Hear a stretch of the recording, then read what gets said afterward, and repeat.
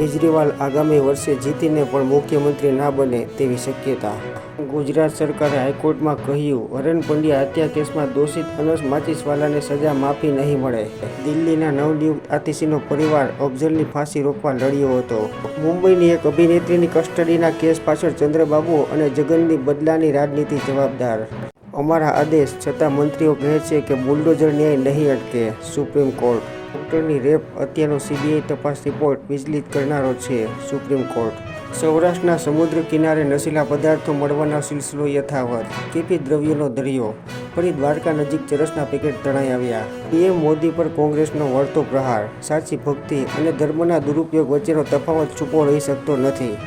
Delhi excise લીધી કૌભાંડના તમામ આરોપીઓ જામીન પર મુક્ત. હૃદય રોગની સાથે પેરાલિસિસના કેસમાં પણ વધારો. ગુજરાતમાં દરરોજ 35 વ્યક્તિ પેરાલિસિસ સ્ટ્રોકનો શિકાર.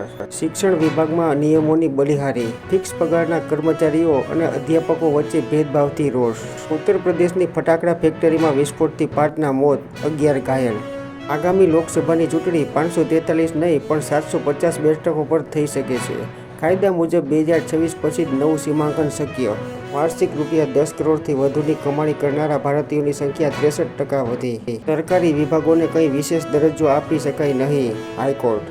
એસટી બસનું ભાડું વધારીને સરકારે માઈ ભક્તો પાસેથી લાખો સેરવી લીધા.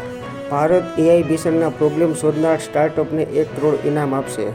મમતાને સીએમ પદેથી હટાવવાની માંગ કરનારા વકીલને સીજેઆઈએ કહ્યું, હું તમને કોર્ટમાંથી હટાવી દઈશ.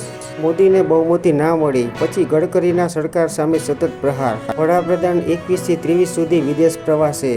પીએમ મોદી ક્વાડ સમિટ યુએનમાં સંબોધન માટે અમેરિકા જશે.